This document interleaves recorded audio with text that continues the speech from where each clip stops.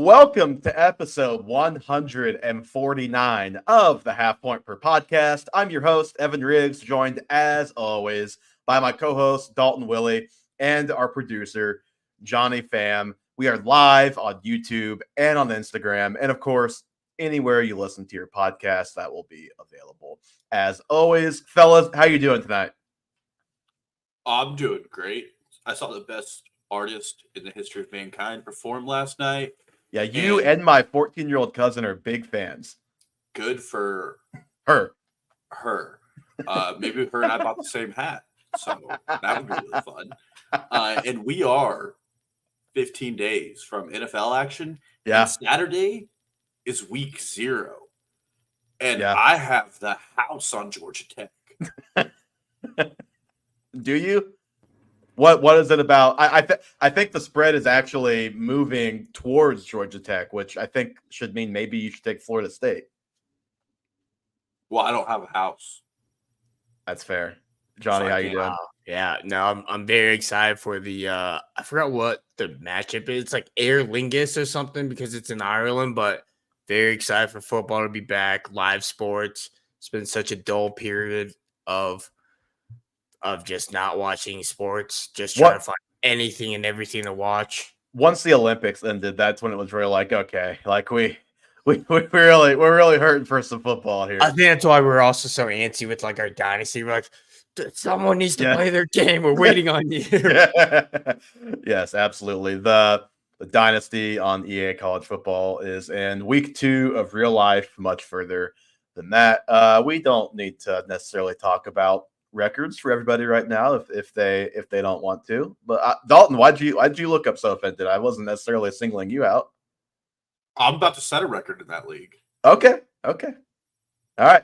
We're going to talk a little training camp news tonight. Camp obviously winding down. We do have a couple of things that have happened since last week. And, of course, we are talking fantasy football busts. Guys, you should not be drafting, according to both Dalton and I. Dalton, I think you brought 6. I brought 4, so I may have 2 honorable mentions to throw in there if you're going to give us all those. I'll throw 2 as honorable mentions. I'm just going to go in order of ADP. Oh, okay. And then the other 2 could be honorable mentions for me. Okay. Let's do training camp storylines really quickly, and then we will get to that. First one is a sad one. Jaylen Warren hurt his hamstring, and it was significant enough that they came out basically right away and said it was going to be a multi-week deal. It's gotten a little bit more positive since then, though. From the last I saw, he, quote, could be ready for the season opener. So, does this, in your mind, have to move Jaylen Warren down a little bit in your ranks? Because for me, I think I probably have to move him down a handful of spots in the RB ranks, unfortunately. Yeah, I do. It's a hamstring injury, which is an annoying. All lower body injuries in fantasy football are annoying, and hamstring injuries are all in the same, where they can kind of carry over for a couple of weeks where he's going to be active and still you'll just know he's missing a step. And I've been bullish on both him and Najee. I think Najee's probably going to make a run for my top 20 running backs. Yeah, Najee may end up being boosted higher than I want him to, though. So I could see him going from, okay, I'm fine with it, to I don't love it. But Najee is, like, if you're looking for a safe pick, I think he's a pretty safe pick, and he's a lot safer now because, even if Warren does play week 1, week 2, we talk about, like, you just don't want your running back or receiver or anybody, but your running back or receiver to be dealing with a soft tissue injury like this heading into the season. So it's unfortunate. Now, could Jaylen Warren still have a great season? Of course he could, but it's just one obstacle already in his way before the games have started, which is not ideal. Yeah, but if he's falling like round 8 in that area, you should be nabbing him up and just insulating your running back room with like Zeke or Rico Dowdle late of somebody who can produce for you. That's like one of the scenarios where I'd be like, okay, yeah, I guess I'll take Zeke and just try and get by. There are not many ways that are going to get me to take Ezekiel Elliott. But that is definitely one of them. And I know you sickos are out there. I know. Not Cordell Patterson time. It's over. Don't go pick him up thinking that's the solution here, because it's not. To the surprise of nobody, he has been picked up in our Dynasty League, but it was not by me, the Jaylen Warren. I didn't even see that. Owner. Hey, sleeper, maybe give Jalen Warren an out designation. That would be real cool. Okay, Chad Ochocinco. Yeah, that's right. Chad Ochocinco. He says Jamar Chase is not stepping on the football field without a new contract. Now, I wouldn't probably put that alone in the show notes, but Adam Schefter has kind of hinted that that is where things are going, like alluded to Jamar Chase's agent, and that's how he operates. So we've got enough smoke, and we brought up Chase for the first time last week, and not too much more to say about it at this point, but I did think it was worth bringing up again because we've got a little bit more smoke, and I think I have to move him down from my overall wide receiver 1 to maybe like wide receiver 3. Although it's funny, it's like I'm putting CeeDee Lamb ahead of him now, who, yeah, he's totally going to be up there week 1, guys, trust me. But like Tyreek Hill, number 1, like he's the guy who, I mean, he may have a thing on his hand, but he's at least out there. So I think he's going to be out there week 1. So Tyreek Hill, number 1 right now for me. Yeah, and this is annoying. I mean, it's probably just smoke. The thing is, I just remember, and I get it, we're going far back, and this was a weird situation. I remember everybody saying there's no way Le'Veon Bell could hold out for an entire season, and then he did it. Yeah. Jamar Chase is too important for this team for them to do it. But we've talked about on this podcast for close to 2 years. He's too important, and receivers have way more leverage than running backs do. Now, he is an extra year away from his deal, so that is kind of a weird wrinkle. But in general, like, he is going to get paid no matter when it is, so you may as well just do it. But we have talked about on this podcast, the Bengals are coming close to cap hell because of their situation. And then you add in the extra layer that this is a team that really doesn't like paying guys. Like the Bengals are notorious for letting good players walk and then not paying them. Let me tell you, if you're not going to pay Jamar Chase, just fold the franchise. There's no reason to have a franchise in Cincinnati owned by whoever owns them. I can't think of his name. Owned by whoever. Yeah, owned by Skyline Chili, sure. If you're not going to pay Jamar Chase when it's time to pay Jamar Chase. Yeah, but if I were them, I'd just recommend they get the deal done. There's still some weird things going on with Joe Burrow and his hand again. Getting bad vibes from Cincinnati. And man, T. Higgins is catching a lot of passes in training camp, though. Just throwing that out there. That's true. There we go. All right, Curtis Samuel is dealing with turf toe. Dalton 1 week after I make Khalil Shakir a sleeper. He is definitely going to at least rise up a little bit in draft boards with this. Curtis Samuel's status seems pretty TBD for week 1. Just knowing Curtis Samuel's injury history, this is a troubling start for him in a new situation where it would be nice if, well, number 1, it'd be nice for the offense if these guys are just out there. And number 2, it would be nice for a guy in a new situation with a new quarterback, all that, to be out there and build that chemistry early on. In a normal redraft 15-man league, this one puts Curtis Samuel on my do not draft list because, as you mentioned, he has a history of this. He actually missed 6 weeks to a turf toe injury 4 years ago. Yeah. And this is just not a player that I'm going to play with injuries with because of how, drawn out all of his injury history has been. And some guys just, don't have it to play through those, and that's not a knock on him. But if it's just not, I'm just not going to entertain it. It's already been a mess with who you can get in Buffalo. Take Kincaid, take Shakir, don't take Keon.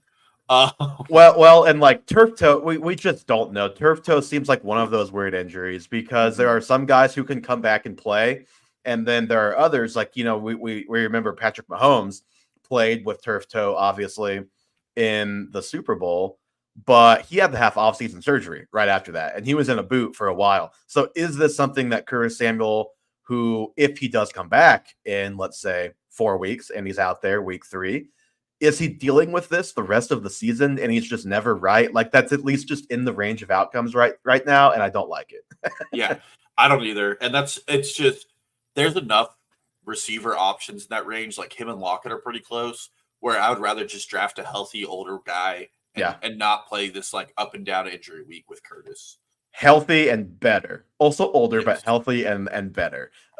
Some good news, though. At least Jahmyr Gibbs and Sam Laporta both appear to be in line to returning to practice either by this weekend or early next week. So, nothing nothing really to add to that, but I just wanted to end this on a little bit of a positive note after some 3 bad vibes newsers here.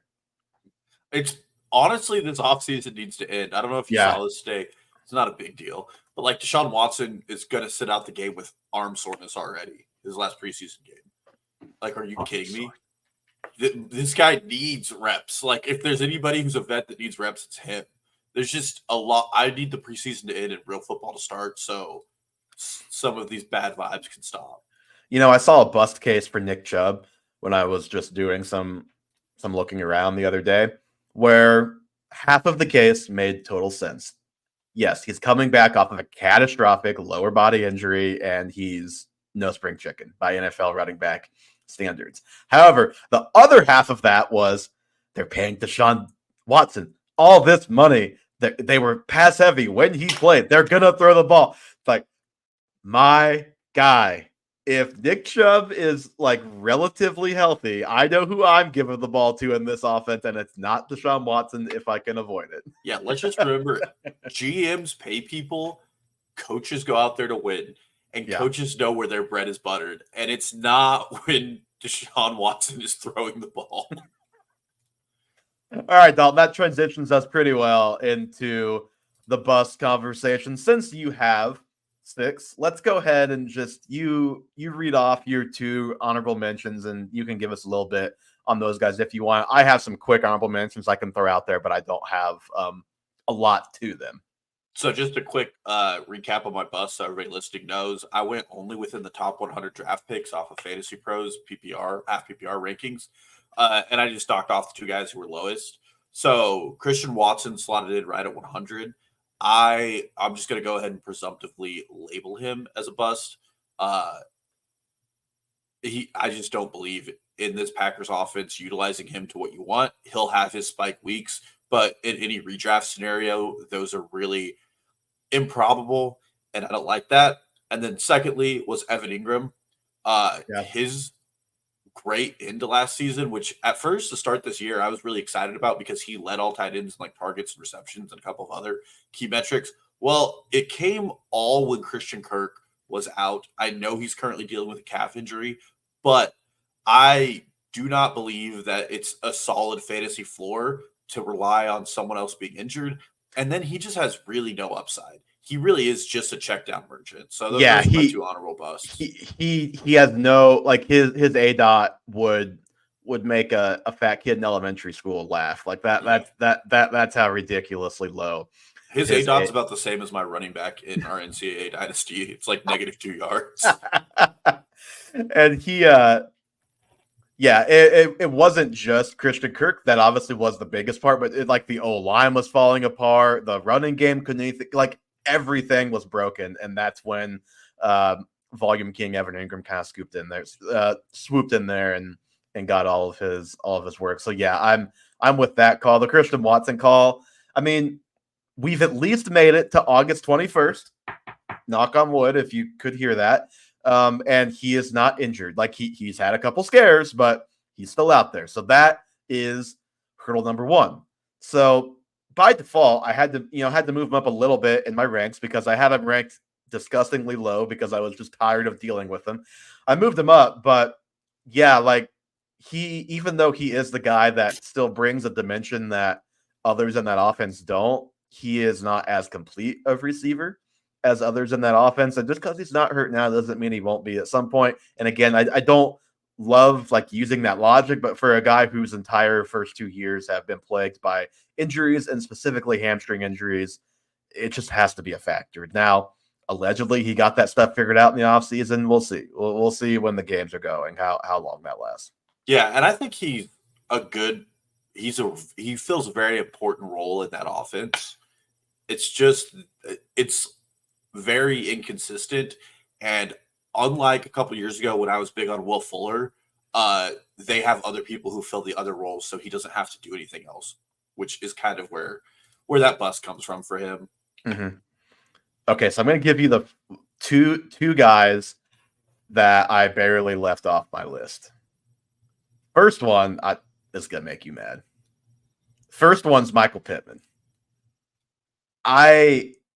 and I don't even have him ranked at like. And I have another guy on my list who I don't necessarily have ranked way lower, but it's just Pittman is a guy who I just end up not drafting when he's on the board and I'm up. He's just a guy that I'm kind of shying away from, and it's I don't want to make this all about the quarterback. And I don't even like, and it's not even, but it's just he caught so many checkdowns from Gardner Minshew last year. Now, I'm not one of those that think he cannot do more because he can, but I just haven't seen that. And will that same number of checkdowns be there this year? Probably not. So it's just his path to being the wide receiver 15 or so, which is where he's going, it's there. It's just different, and it's just a little scary to bet on it. So that's why he was firmly under consideration for me. I'm curious your thoughts on that. I don't hate it. I think he's one of those safer picks. He kind of reminds me of when Deontay Johnson was a third round pick, where like your excitement isn't around his explosiveness because he's not an explosive player. He's just kind of a really good fundamental player. And he's going like early fourth. He's the second pick off the board in the fourth right now. He's just one of those guys going kind of at his ceiling. Yeah. So I mean, I don't hate it. He's wide receiver 21 in Fantasy Pros, which is a little lower than his ranking in Wide Receiver Hungry Underdog, where I don't like it as much. There are some guys going under him, like Diggs and Higgins, who I might take. But some of the other guys, like Amari Cooper and Devonta Smith, I think you could make an argument either way. And then Malik Neighbors, we can just ignore the rookie talk on that one for both of our sakes. Yeah, so I should mention even though Dalton said he wasn't gonna say him, I guess made an agreement with myself. I'm not going to put Marvin Harrison Jr. on my list because we have covered that ground, and the same can be said for Malik Neighbors. The other guy I considered, but I was just like, we've covered all of this. We've covered my concerns. It's Drake London. I'm like 6 or 7 spots lower, and it is a big part of that is just concerns over Kirk Cousins, how he's going to be with just a little side of we've never seen him do it before. And he just Garrett Wilson has had probably worse quarterback play and has shown me more than Drake London has. And I like Drake London, but it's just a little bit scary. Some of the downside just is not being priced quite enough for me at his current price. Yeah, and I think we've kind of hashed out. I do disagree with that one. I mean, he's just above Olave and Evans, and I think situation-wise, he's in a better spot than both of those going into this year. I have Saints are on emotion this year. Don't know if you've heard, Dalton. Dennis Allen picks a new player to shit on at every press conference. The vibes, going back to the vibes in New Orleans are at an all-time low. But there are some other guys under him, like Nico. Ayuk's going super low right now, which I won't even bother. So while we're filling some dead air, just some reasons I really like Drake London here. Drake London, I mean, Kirk Cousins had one of the best completion percentages in the NFL last year and rather successfully jettisoned Jordan Addison into stardom. And I don't think Drake London is as good as Justin Jefferson, but he definitely hasn't been able to hit his NFL ceiling. He has some of the least accurate quarterbacks in his career. We've talked about this before with Tyler Heineke and others. So feeling pretty good about the Atlanta offense propelling him. Plus, Atlanta gets some pretty cake matchups with 6 games against Carolina. Sorry, I have no idea what happened. I never even lost air that connection. No, you're good. I just filled dead air talking about Drake London for the 1,000th time. Okay. Sorry, if you want to finish, you go ahead. No, we're all good to move on from that. Everybody's heard my Drake London monologue by now. Okay, let's get to the meat of the show. The 4 busts. We've got stuff to talk about here. Dalton, do you want to go first? Get me a lead off. I'll give you the first. My first one's gonna make you mad. So whatever you want to do here. Well, let's just start off agreeing with each other because I know we both at least kind of agree on my first one. Okay. I'm starting off with Zamir White. Yeah. Zamir White right now is ranked within the top 24 running backs, and I just can't get around that. Actually, he's fallen 25, still not around that. A couple of reasons I'm against Zamir White. So the first is it's always a puzzling argument to immediately slot in a massive workload for a player whose talent doesn't really match that workload. And those two are pretty incongruent to each other. So last year, Zamir White really popped off at the end of the season. He had 4 straight games over 100 yards. In those 4 games, the Raiders passed the ball a total of 82 times, which is by far a league low over 4 games. One of those games against the Kansas City Chiefs, they didn't pass the second half. 0 times. Thank you. And to project that to this talent bereft Raiders unit to be able to that effectively establish their offensive game plan is already concerning. I'm not big on overhyping preseason stats, but I feel like it's important to note that Zamir White and Alexander Madison are splitting carries with the first team. When a lot of people are assuming that Madison's going to be the second in that role, both of those guys might just be as talented as each other. And we saw what happened when we did the same thing with Madison a year ago. And then you factor in the fact that having he and Madison on the same team is just too on the nose. It just feels like a great script. It's hilarious. And then there has not been shown for Zamir White to be an effective pass catcher, and they haven't utilized him like that, even with Aiden O'Connell, who had a very short ADOT last year. And they drafted Dylan Labe, who really is just a patch catching back. Yeah. So it looks like they have their third down guy. This offensive line in Brandon Thorne's rankings is 28th, so they're not going to be creating lanes. And Zamir White's not a player that we've seen create on his own. So I'm out on Zamir White, and I feel like he would be a typical dead zone back in years prior, and even where he's going at running back 25. I feel like it's a wasted draft pick. I would really prefer guys as far as like Matt or Raheem Mostert over him. Like there's a better case for Mostert being good this year than Zamir White. Yeah, we just saw him be the RB2 or whatever it was last year. So like, let me ask you, what is like, say everything goes right for Zamir White workload wise. I'm not even talking about like talent wise, because we kind of think what we think about him right now. But just workload wise, everything goes pretty right for Zamir White. What's his upside?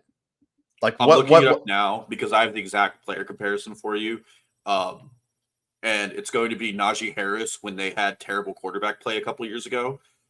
So going back to 2023, Najee Harris was the PPR RB 23 in 17 games. So I would say right at where he's being drafted. And that's my point. Like his upside is maybe a fringe top 20 running back if he gets the workload that people that rank him around there hope.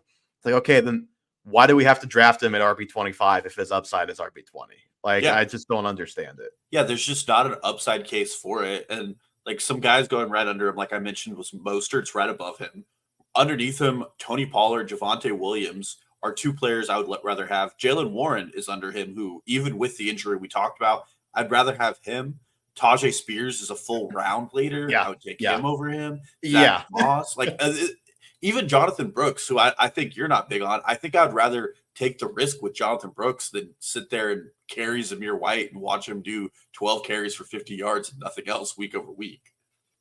That's a really tough one for me. I actually don't know who I'd rather have. But I wish you answered that really assertively that you'd take Zamir White, because I would put that down as a bet immediately. Okay, I'm changing the order of my bust here because you transitioned me pretty well. My first bust, Dalton, is Jonathan Brooks, who is currently. How many did you have that are going to piss me off? At least 2, maybe 3. For everybody listening, I showed Evan my bust list, and he said I'm not going to because you might have a visceral reaction. and okay, we already got one, so like better saved for the pod. He's going against the RB 34, 89 overall right now, so his price is dropping a little bit. Have you seen the latest Jonathan Brooks health update, Dalton? No. So the Panthers beat writer for The Athletic did like a roster breakdown where he goes position by position and gives like a guys who make the team, cuts, and then like biggest question. And the biggest question at running back was basically Jonathan Brooks' health. And he says this in this article: almost a certainty Brooks will start on the PUP, meaning week 5 would be the earliest he can return. And he said in there that he is still not close to practicing in full. Obviously, we talked about this on the debate show that Canellis has already said they're going to take it slow. And we talk. I've talked about a lot of this on the debate show, so I'm not going to hammer it home too much. You can go back and listen to the debate show, find the Jonathan Brooks segment for the full breakdown. But basically, long story short, it is incredibly difficult for a guy to be a top 24 running back. And I know the RB34 doesn't have to finish as top 24, but I just have a hard time believing that, this guy, if he doesn't play till week 5, you only have him for 9 games until the fantasy playoffs. He's going to really have to hit the ground running, just be gangbusters in order to be worth a top 36 price tag still. I just think he needs to get a little bit lower. Just to give some of the specifics from that episode, though, like, I think, let's see, so the least amount of games for a top 24 running back, 2023, Devon Achane, 11, Kyron Williams, 12, a couple guys, 13. In 2022, James Conner, 13. 2021, we had Alvin Kamara at 13, Dalvin Cook at 13. Derrick Henry had 8, but like Derrick Henry doesn't count. He had 45, 25, 31, and 35 points in a 1-month span in that season. Also, Javonte Williams was the RB17 in that season. So, like, that shows Javonte Williams was the RB30 when he came back his first year off the ACL. Just kind of shows that, hey, this guy was a legit top 20 running back before the injury. So, it just is going to take some time, I think, for this guy. And I just, you're really behind the 8 ball to where if he misses any more time later in the season, or if he doesn't come back in week 5, or if Chuba is still the lead guy, and not even like the workhorse guy, but just working ahead of Jonathan Brooks for a couple weeks, here's what I'll say. I'm not out on Jonathan Brooks for the full season. I'm out on drafting him, and he is like the classic I'll trade for him midway through the season if I'm so inclined type of guy. Yeah, for me, and I mean, we're not going to rehash all of this. It's just taking a talented back and having something in your back pocket that knowing once he hits the field, he's going to be pretty effective and he's a really good running back. Yeah, and but you have to win games early in the year too. That's my thing. Yeah, but you're not losing a starting spot with where you're drafting him. Like where he's going right now, there are some players I have ranked over him, but like Jordan Addison and Brock Bowers are next to him, Tua Tagovailoa, Cortland Sutton. There are a few players in that range I would take, like Hollywood Brown. But overall, you're not really losing out. Like Austin Eckler and Gus Edwards, I mean, one of those guys, at least you're not starting. And when he does play, you're going to be able to effectively play him. So that's just part of when he's on the field, he's going to play well. And I'm really excited. Like Dave Canales picked up Dylan Johnson from the Tennessee Titans, who they cut. And then Dylan Johnson had like 18 carries for 91 yards and a tutty in a preseason game. Like, I think this run game is going to be really good. No matter who's running the ball. But I'm going to lean on the talent, and that when that talent's on the field, I'm just going to trust it. Yep, we feel differently. That is well established. But Jonathan Brooks is a guy that I would stay away from in drafting and potentially look to trade for later on. And I'm just not as sold that he's going to be good. As you are this season. And that's not a writing him off for his career. That is more me like looking back at even Breece Hall last year, who despite having a great end of season finish was not himself for a lot of last season. So it's just, if we get him missing. He took a touchdown back his first week for like 90 yards. Well, he got caught on that play, actually. He didn't score, I don't think. And he did not like Breece. He was still good, but I mean, come on, we've talked about all the underlying numbers. Like Breece Hall was not rookie year. Breece Hall explosion, like making guys miss, all of that. Like he just didn't quite have it for a lot of last year, and it was maybe a little better down the stretch. But I'm expecting a better Breece Hall this year, and that just seems to be how it goes for a lot of guys. Now, could Jonathan Brooks buck that trend? He could, but the fact that he is probably starting on the PUP, not close to practice, like that's just not super encouraging. In that regard for what I think we're going to get year one. But okay, with that, it's well established how we feel both ways there. Dalton, who was your second bust? My second one, and this really happened when I started looking at ranks, but I had to put Saquon Barkley on this list. Saquon Barkley is like a late second round pick and underdog, which I feel is an acceptable kind of threshold for him. In Fantasy Pros, he's 11th. And that, I think, is wildly unacceptable.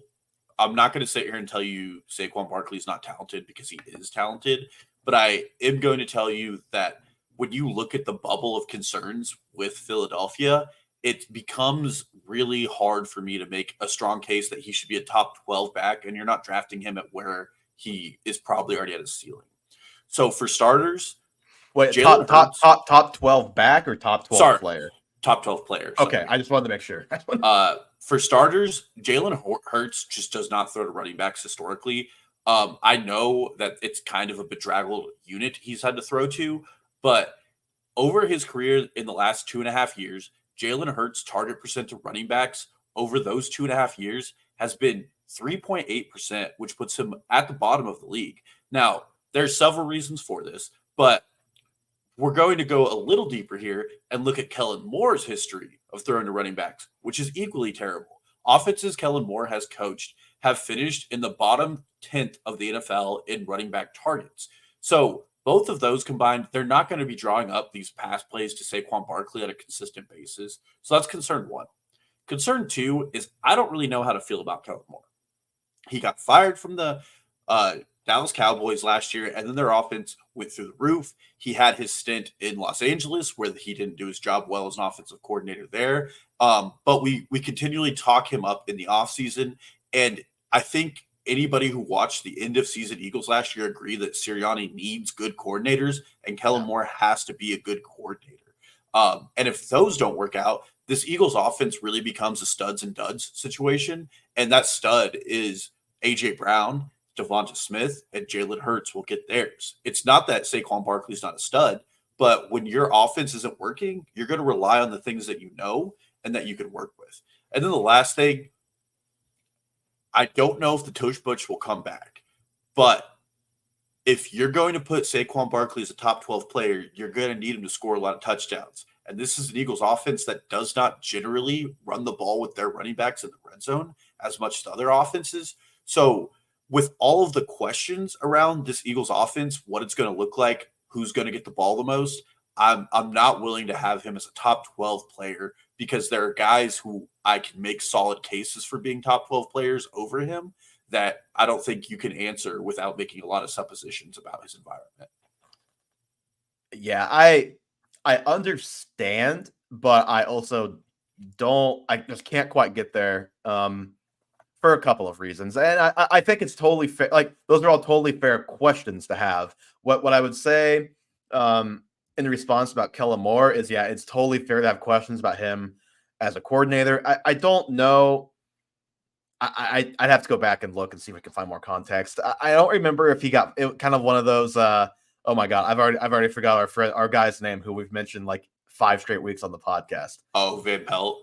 Yes, it could be a Van Pelt situation where we just get a disagreement between head coach, because it was Mike McCarthy that took over the play. It wasn't the new OC, so maybe McCarthy just wanted to take over the offense. And yes, they did very well with him doing so. And then it's hard to know how much we can blame him for anything that happened with the Chargers last year, because the Chargers are just going to charger more often than not, I have learned. With that said, is he going to be the magic elixir that just fixes this offense? I'm not sure if that's true, but does he at least give me hope that we're going to get, motion? We're going to get some Devonta Smith in the slot. All of these things that we've kind of talked about throughout the offseason on this show and just have been talked about elsewhere. All of these things that could make this offense better. Jalen Hurts, I don't know if you heard, hasn't thrown an interception since the end of last year. Hasn't thrown a single pick. No, I actually saw he threw a pick in practice today. Oh no, Jalen! Yeah. How could you? I hate to break it to you. What's funny is I saw that tweet and I was like, "This is the stupidest thing ever." I know. No context to me. Yeah, and then you bring it up. I'm like, yes. Well, I was joking. I don't care that he didn't throw any picks. But sometimes it's good to throw picks in training camp. But anyway, but yeah, there are things to where I just hope that he can, bring some more motion, bring some more creativity against the blitz. Some of those things that clearly ailed them. Maybe they actually should throw to their running backs against some of those looks, or throw it to A.J. Brown at the line of scrimmage instead of making him run 40 yards every play. Just all of these things that I think are kind of low-hanging fruit for them to fix. That if they do, they could really have an exceptional offense because we know they have the talent. I'm not totally sure about saying if it's studs and duds that Devonta Smith is in the studs and Saquon is not. I would maybe push back a little bit on that. I think a better way to say it is like friends and acquaintances. And like Hurts and Smith and Brown have done it together, and Saquon's kind of a new face. He is, but I still am just such a believer in the player, and we just think about the environments that he has had to produce in New York. And I know Jason Kelsey's gone. Maybe the tush push is still a thing. Maybe the O-line isn't quite as good without Jason Kelsey there.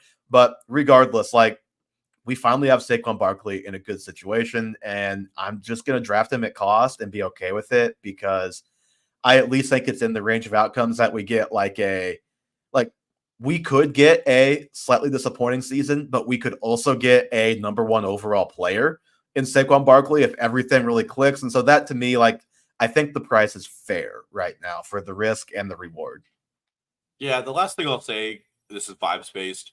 The fact that Nick Sirianni can't be in the same room alone with Jalen Hurts, I feel like there's a non-zero chance this team really craters and that things get really rough there for a while, and everybody's going to scratch their heads at the end of the year. Be like, how did this talented Eagles team fall apart? Yeah, it's hard to know what to really buy into with all of that reporting because it's all been very strange. Okay, Dalton, here is my second one that I know will make you mad and you will not be surprised by. It is Anthony Richardson at quarterback 6, 52 overall. That is his ADP. I have him something like quarterback 10 or 11. And, for me, really, I understand what he did as a fantasy producer in his very limited time last year. I'll give all the stats. Dalton doesn't have to in his retort. He cleared 20 points in both of his full games that he played last season, and he led all quarterbacks in fantasy points per dropback. He can definitely be a top 12 quarterback. I have him ranked like that. He could definitely live up to his price. He could even exceed that price. But I just have a lot of concerns, and we're just having to do a lot of projection because we just have hardly seen this guy play in the NFL. And I think, we are finding that you and I differ a little bit in what kind of risk we're willing to embrace when it comes to stuff like that. I take 12-team parlays. Evan takes money line. It is what it is. Which one of us is richer at the end of it? Until I hit it. One of the biggest things for me right now is I don't want to do the whole injury prone thing because I'm not necessarily sure about that. But what I am sure about is his style of play is just reckless. He left the 2 games early last season with 2 completely different injuries. Obviously, one of them put him out for the entire season. He is, we saw him put his head down, try to run through somebody. We just saw him do things where it's the first time I saw that, it was oh no, somebody please teach him not to do that. Somebody rescue him. Somebody rescue him from himself. And from everything he said, now we'll see what ends up being true. He has not acted like a guy who's going to be a changed man as far as what kind of punishment he's willing to endure. Now, could he survive it? Of course he could, but I'm a little bit afraid of that aspect of it. And I just also think, to go back to just the projection part of this, it's a little bit crazy to put him at quarterback 5, quarterback 6, and some people have him higher than that.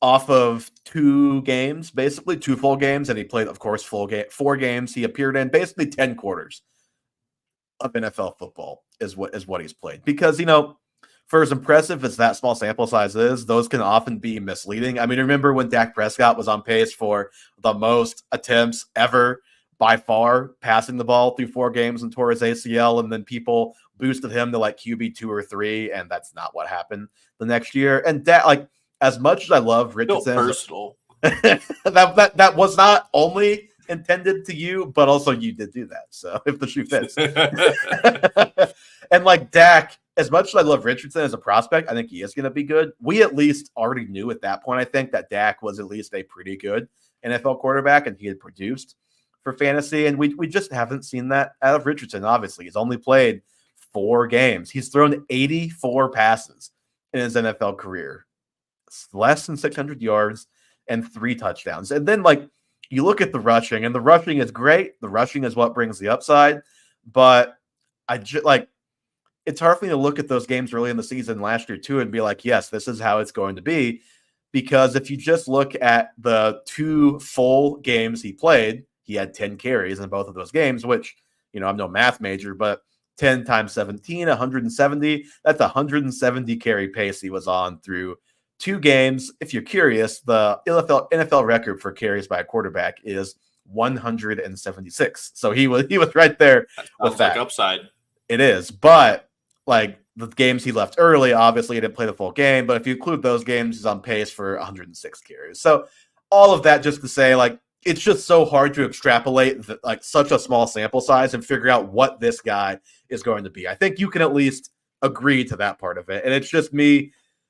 More of my misgiving is just I look at guys going around him like a James Conner, Ramondre Stevenson, Aaron Jones, Zay Flowers, T. Higgins, George Kittle. Like those guys, while Richardson can be a difference maker, I feel pretty good about those guys all being legit difference makers at their position, especially, you look at the running back being a scarce position, George Kittle, especially if Brandon Ayuk is not there this season. It's like, I just don't feel great about taking Richardson ahead or right around those guys when I could have those guys. And then I look at quarterbacks, like I can take Lamar Jackson 10 spots earlier instead of Richard. You know what I mean? Like instead of Richardson the next round, I would rather that team build. I can take Joe Burrow 9 spots later. And I think I'm probably okay with that too. I am okay with that. I can take Kyler Murray 20 spots later. So it's just, I have enough different options to where I'd rather do that, or I'd rather just wait on quarterback and like take a Tua, take a Jared. Like you can always find somebody who's going to give you a quarterback 11 type of season, and you can build a monster roster. And I think like around that, and I think that's just the path I'd rather take than hoping the upside hits for Richardson. I'd rather be a year late than a year early in this case. Yeah, I would say Scott Barrett has an article called Upside Wins Championships, and Anthony Richardson just really checks all the boxes for like what an elite upside could be. And with him, like even compared to Lamar Jackson, he's a better environment than Lamar does. Obviously, Lamar's a much more proven quarterback. I was gonna say, if we're doing the Lamar versus Richardson thing, this is the classic Family Guy. Like you can have what's in the mystery box. What's in the mystery box? No, and I'm not doing the Lamar versus Richardson thing, but I'm saying like you have a very, very good fantasy quarterback who, if he is there for you, you have a lot of upside. And part of his rush attempts last season, he played a single snap with Jonathan Taylor. Let me rephrase that. Yeah. His season-ending injury last year, it came on a play where he was already going down, and I would call it a dirty hit. If you someone teach him how to fall. He also needs to learn how to fall. That was an issue too. And so you take those and then you add in what Shane Steichen has done with quarterbacks. I won't run through the list again, but we've gone through it. He made Jalen Hurts have Jalen Hurts' best season. Justin Herbert had his best season. He coached Cam Newton. Like he has legitimately been a godsend for quarterbacks. And then the Colts run the fastest offense in the NFL with Gardner Minshew. They're going to repeat that again this year. There's just going to be such an opportunity for massive play volume that I want the upside. And if I anchor a roster with Richardson and the upside really hits, then you have a guy who wins you weeks on his own. And last year he was already close to doing that. Yeah, I just wonder what people would think about him if he played a 5th game, or let's just say he finished his 4th game, whatever. Like he has one more game in his portfolio where he had like 4 rushes, no rushing touchdowns, and had like a, kind of his typical passing day. So it's just like, what happens if we see him for one more week? What do we think about it? And that's just scary for, again, a guy that we've seen play less than 3 full games of NFL football, to be drafting him ahead of, like, again, even you admitted this, like having him ahead of Kyler Murray is kind of crazy. Yeah, well, that might be a my guys conversation. But like what I will say, and I'm getting really into speak here, like Joe Burrow has missed 2 straight seasons with injuries, and people don't throw the same label on him. Not 2 straight. He missed, but he played the whole year the year before. Oh, you're right. No, he did miss some of the year before. But he played, like, that was the year they made it to the AFC Championship game. And then the year before that was Super Bowl. It's been, like, his rookie year, he missed almost the whole season. There you go. Yeah, that's it. So it's so yes, but the thing, like, I'm not even saying injury prone. I'm saying his playing style makes him prone to getting in those types of situations where you take the big hits.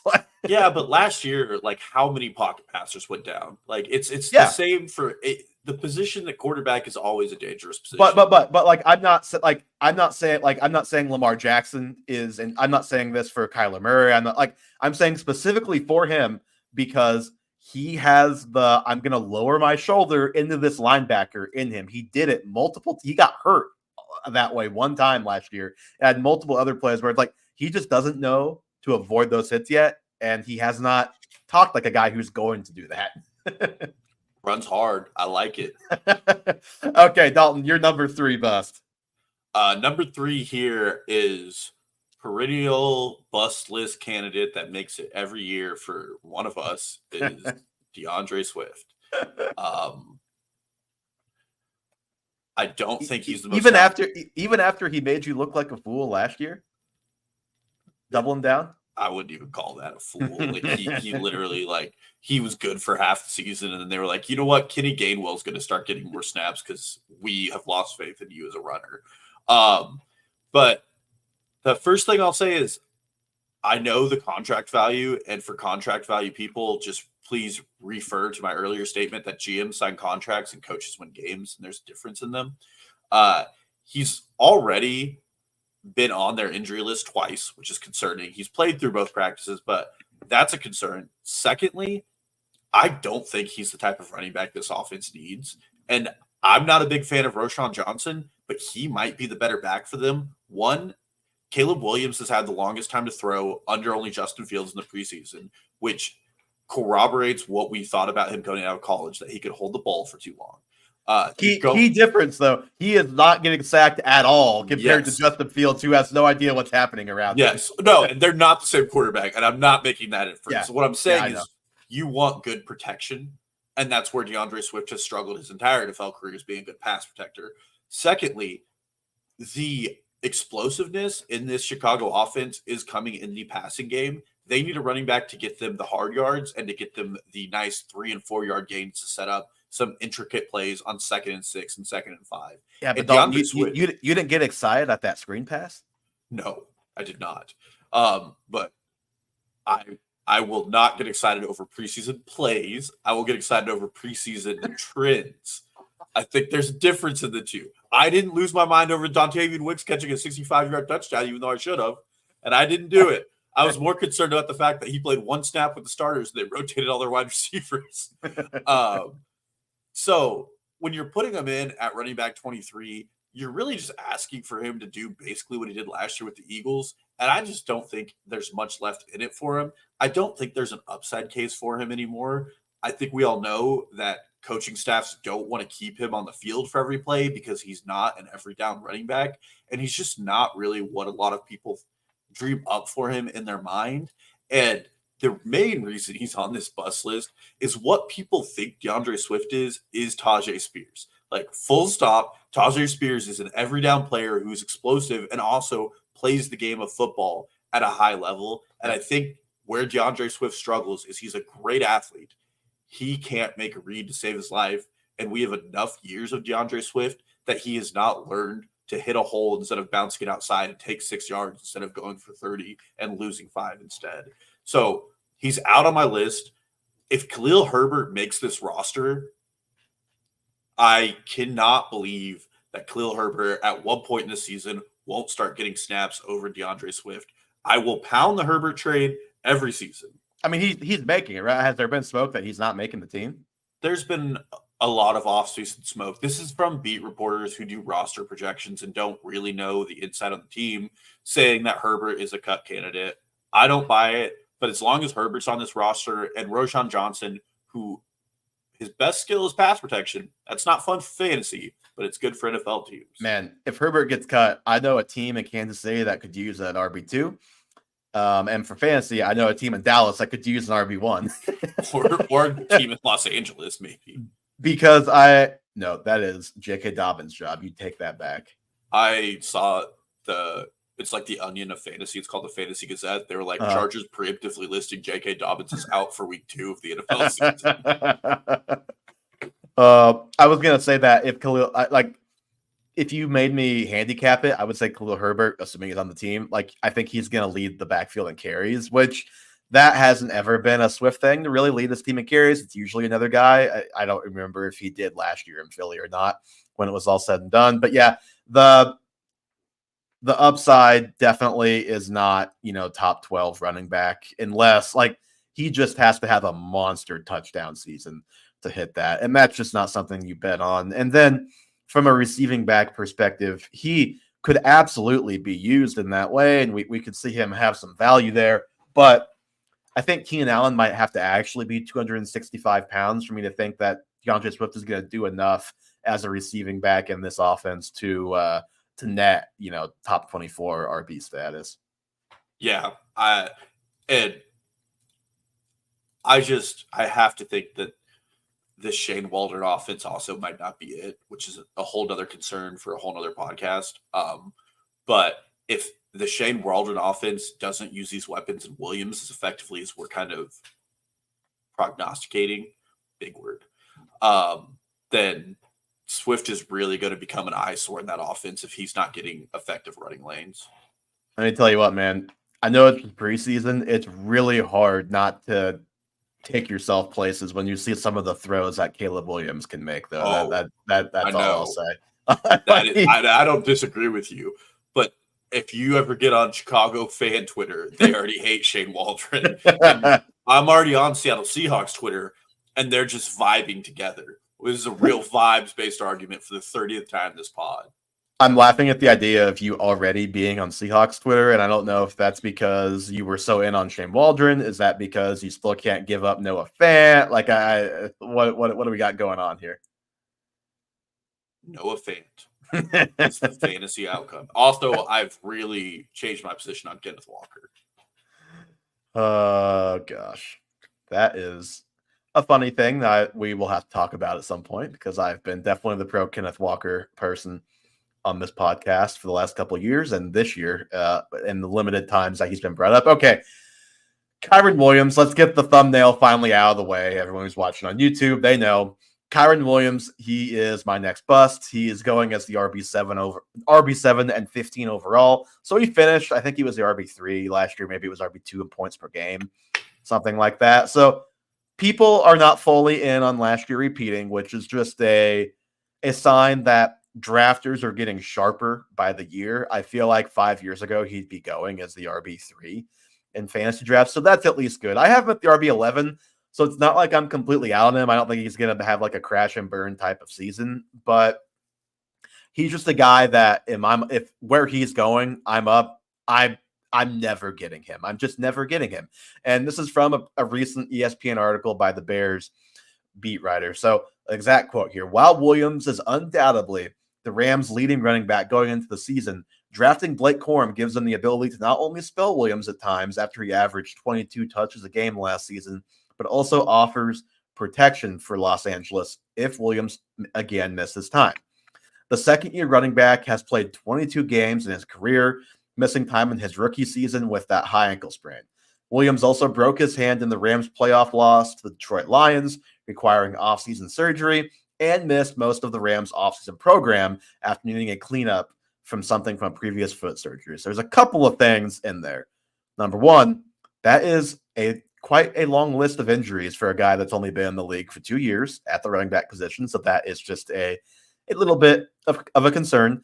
And number two, it is pretty apparent from reading this article and just listening to what the Rams have said that a priority is making sure that Kyren Williams does not have to be that bell cow back. And Kyren has quotes in here basically saying, he says at first he was, I don't know if I'd say frustrated, but at first he was kind of we'll just say miffed, maybe a little bit miffed to the pick, like didn't quite, but then like kind of understood like, like they've got to have somebody else if I'm not out there. And like, they've got to make it so they can actually manage me a little, basically. Those aren't his exact words, but that's basically the conclusion that he comes to in the story. And the story says word for word that keeping Kyren fresh is something that the Rams are prioritizing. And the Rams running back coach had an interesting quote, because we've talked about a lot how Corum and Williams are very similar types of running backs. And the I guess it was the OC actually said this was a big time advantage because they can stay in a rhythm with how they're calling the game, no matter which guy is in, and it can help you keep a guy fresh. So these are just a lot of signs to me that we're not going to get the Kyren Williams workload for last year, which we weren't expecting, but I think we might even get a bigger dip than people are thinking at this RB7 price. I mean, he never played below 60% of the snaps last season. He was above 80%. And remember, this guy played, I think, 12 games last year. He was above 80% of the snaps in 7 of those games. He was above 90% of the snaps in 5 of those games. He had 7 games back there. He has 7 games with 25 or more touches. Like, in the games that he had fewer than 20 touches, which is only 2, so small sample. I don't want to. I'm not doing the Anthony Richardson thing in reverse, where I'm going to extrapolate this and say this is where he's going to be. And he also had 1 game with exactly 20 touches, where he was the RB4. He had 2 touchdowns in that game, but he had 2 games with less than 20 touches, and he was the RB27 and RB29. So again, obviously, I have an RB11. That's not what I'm saying it's going to be, but like, kind of his whole deal last year was he gets the ball every play in all situations. And I don't think that's going to be the case. And I'm a little bit concerned. Like, Dalton, what would you say Blake Corum's strongest selling point was as a prospect coming out of Michigan? He's technical with his feet and can hit the holes where he needs to. Okay, while that may be true, what the answer we're looking for here is this guy scores touchdowns. This guy scores wrong here. No, that as a prospect, that's probably right. But he scores touchdowns. He set the Michigan single season record with 24 touchdowns last season. He has the school record for rushing touchdowns in a career. Like, and this is going to be year 2 for him post ACL. He was not quite as explosive last year. Could he be a little bit more explosive this year? And like, I'm just worried that maybe he eats more into the goal line than people think, instead of the more between the 20s stuff. And we just don't see, like, we see a 65% of the snaps type of Kyren Williams with not all of the goal line work. And that to me is not the RB7, if that does happen. So I think the RB11 is more of a kind of middle ground. Like, when you look at just all the guys going around him, I like Kyren as a player. I'm just terrified to take him at that RB7 price, because I think there's a lot that I don't want to say can go wrong, but there's a lot of avenues as far as playing time, injury, whatever, a lot of things that could just kind of trip up that price. Yeah, well, just to add to that, to give our listeners kind of an idea of how the Sean McVay offenses work, Sean McVay likes to run 11 personnel entire drives, and he does that because it lets him change the looks they're giving the defense, and the defense has the same base personnel. So if they're serious about giving Kyren Williams spells, it means Blake Corum's in for an entire drive and they're not changing up their personnel. It's been how Sean McVay has operated his entire career. And if they're doing that, it really has a lot more variance to how a drive goes, whether or not Kyren Williams scores you fantasy points. And it makes things harder to predict and really just makes him a less successful back, because if they have a good drive with Corum and then their next drive is a 3 and out, and then their next drive again is with Corum and it's a good drive, and obviously all these things can fall the other way, but you're betting on a lot more luck than you already need in fantasy football for that variance to come out effectively. And then at the same time, and I mean, this is similar to what we're doing with A-Chain. You're just really asking a guy to play 17 games and be highly efficient. Like, the reason Kyren Williams was RB2 last year in points per game in 12 games was because he had an insane level of efficiency. And those things, and usage. Yeah. And those things don't carry over year to year. And it's really scary when he has 5 injuries on the same foot. Like, 1 injury is a lot. 5 on the same foot that is major cause for concern. That's Todd Gurley knee level of, like, how much longer does this hold up in the NFL?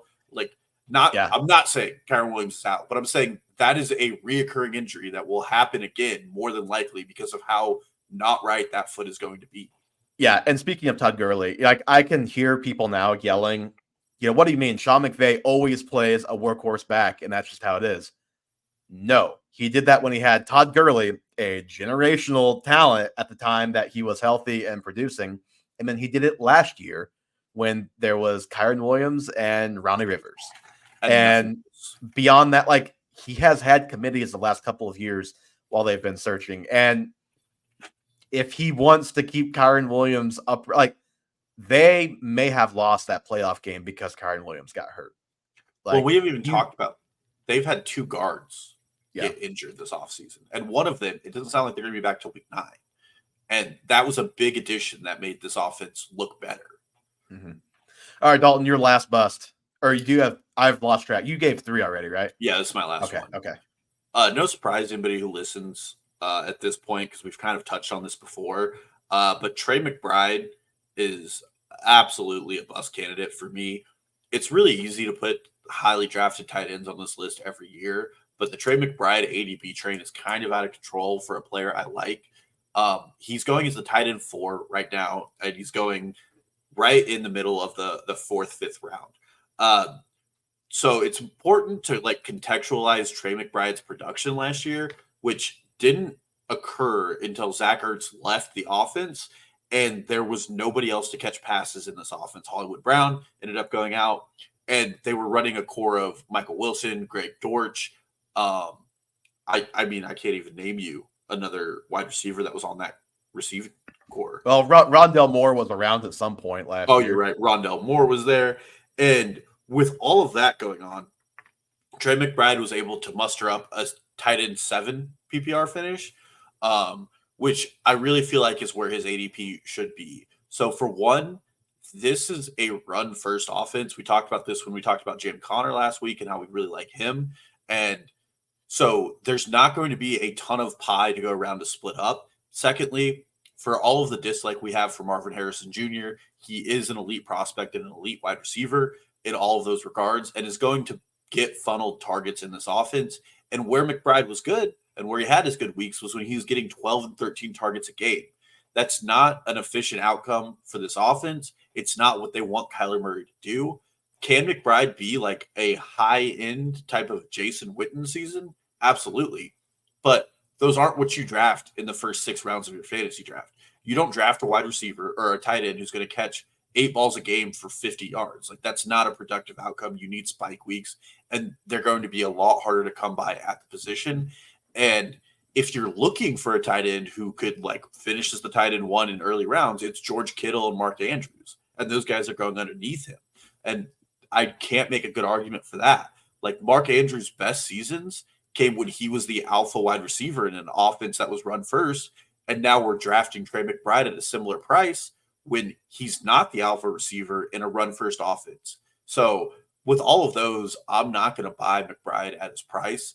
I'm happy. I think he's a good player. He's a really good tight end. I just don't think he's worth the investment that early in your draft. Yeah. So I feel like I'm kind of in a pretzel here because McBride is actually somebody who I've come around on a little bit because I've heard enough smart people who watch film of these guys tell me this guy is awesome. This guy is really good. And he's like the next star tight end that you need to know about. And it's like, oh, okay. Like, I didn't quite have that opinion of him before. Not saying I'm blindly following, but I need to watch him a little bit closer this season. You know, I have him at tight end 6. I think I bumped him up a spot or 2 in my new ranks. I have him behind Kincaid, behind Kittle, behind Andrews. So, like, I don't have a big disagreement with where you have him amongst tight ends. And I'm not going to disagree with just the idea of not taking a tight end in general in that range. But he's also a guy that if you want to take the shot because everybody says this is an awesome player, I can't hate on it too much. Like, maybe this guy really is ready to ascend and he does have a superior role and quarterback and all of that. And in year 3, he really does blow up. So I can see the argument both ways. And while also saying, like, I don't have a tight end 4. I don't like taking tight ends in this range, but this is a guy who people smarter than me are saying this guy is going to be a great tight end. Well, I think I have him at tight end 7. So yeah, you do. I have it up right now. One guy you didn't mention, even if he's not, he'll get moved there because I'm going to have Kyle Pitts above him. And that's you do, and that's the guy I I patently disagree on Kyle Pitts being above Trey McBride. So, and my argument is Kyle Pitts' rookie season put up 1,000 yards. McBride hasn't done that.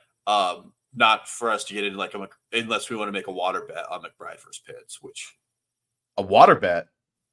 Well, that's what they call them on the footballers, but just a bet on who finishes. Oh, I know. But they actually do water. I was like, what are we doing here? Are we doing some water bet on the stream? But I mean, I would take that bet because I think the offensive environment for Pitts is going to end up being better for him, and I would say he's a better tight end than McBride. Yeah. Okay. I will try and pull up our spreadsheet and get that in there. But my last one, I think this one's going to surprise you a little bit. I surprised Josh myself. Jacobs. No, it won't surprise you that much. Damn it. But I did surprise myself a little bit with this Chris pick. Olave. It's Stephon Diggs, who This has been a roller coaster of emotions. who's the wide receiver 21 and 39th ADP. You know, I have him like right around there, 22. So this is another guy where it's like, I don't have him ranked that much lower than that amongst receivers, but he's just like one of those guys that I find myself shying away from every time I'm on the clock. And I'm just like, I just can't bring myself to draft Stephon Diggs this year. Kind of in the same vein as Michael Pittman. And I just worry about him going to Houston. You know, I don't like the too many mouths to feed, but I mean, we know these guys are good that are there, Tank Dell and Nico Collins. I'm pretty certain Nico Collins is the best of these three.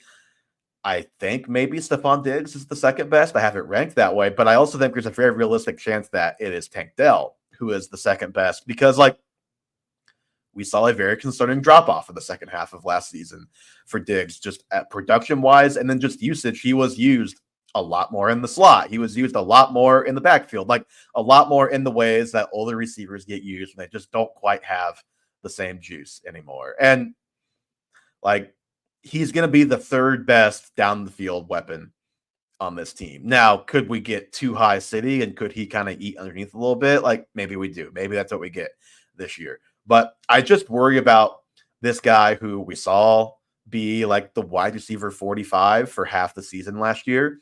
The year before that, kind of quietly, I forgot about this, had a 4-week stretch. I think it was weeks 14 to 17. So pretty important weeks in the fantasy season. He did not top double digits. He was like 6 points or below all those weeks, I think, in half-point scoring. He was the wide receiver 52. But yeah, last year, I mean, he was only over 80 yards once in the second half of last season. He had the big first half. We've kind of talked about that. I mean, this is a guy who he's just not going to have the volume he's had the last couple of years in Buffalo, where he has been at worst, 26% target share guy, and he's been top 13 in target share every year he was in Buffalo. And I think he's going to be really good and like for real life football for Houston. I just worry about the upside for a guy who could maybe kind of end up as a slot only kind of guy with two more explosive weapons. And it's just really hard for an offense to be good enough for three receivers to really be worth it at this price. And even though I love Stroud, a small part of me does worry, like, what if the Texans just don't quite go full nuclear?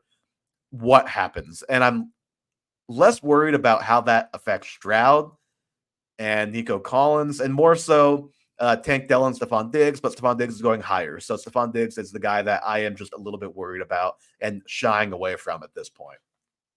Yeah, and I've talked about my Houston reticence. Going back to 2008 was the last time 3 wide receivers on a team had over 1,000 yards. That would be Arizona Cardinals. So you put that in there, and I know this is like my 17th vibes-based argument here, but Houston has that, like, don't ruin a good thing going. Like, they go into the playoffs, they blow out the Browns, and then they lose to a very, very good Ravens defense. And if they come in and, like, Stephon Diggs, which he has been his entire career, is a little bit of a yapper and annoying. And there were already clips of him in the preseason. Yes. It's like, dude, after the Tank Dell touchdown, relax. Yeah, and it's just like he is not the best wide receiver in this room right now. I mean, it is Nico Collins, and if you're going to be the problem child in it, Houston got you for free.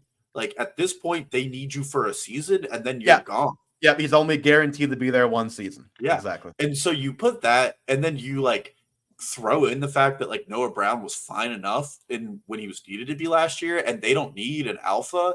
That there's like a real bottom scenario here where like Stephon Diggs is getting 50% of the snaps. I don't think that's going to happen, but that's the first problem. Second one is, man, it's hard to not want Tank Dell sometimes. Watching that preseason play and then like seeing the things he's done. And if you're asking me who I like at cost, I like the cheapest option on this offense, which right now is Tank Dell, and the most expensive option, which is Nico Collins. I don't really like Stephon Diggs there in the middle, where I think people are just putting him because of his history and because he's in a really elite offense. And I still don't believe that this offense can put up like 4,800 yards and 30 touchdowns, which is what you would want for all three of those guys to be top 30 wide receivers. Mm-hmm. So, no, I buy it. And it's rough because he is a really good player. He's definitely been one of the best wide receivers of our lifetime. But eventually wide receivers get bad. And it's harder to make and he was just bad for half a season with 8 targets per game as the number one guy for Josh Allen. So I'm just, excuse me for being a little bit concerned about what's going to happen this year. He could get 6 targets a game and be a little worse. Yeah. With, CJ Stroud's great, but he's not Josh Allen. And, Stephon Diggs and Josh Allen had a pretty elite connection there for a little bit that seemed to kind of fade as time went on last year. And CJ Stroud has an elite connection, and that's Nico. Well, and actually, it actually might be Tank Dell, the guy that he has the best chemistry with. Nico's the best receiver. Ferg? Tank, go for it. Or Schultz, Dalton Schultz. Ferg? Schultz. Which one of the mid tight ends is there? It's Schultz that's there, and it's Ferguson that is still in Dallas. Okay. They're the same player. Convince me otherwise.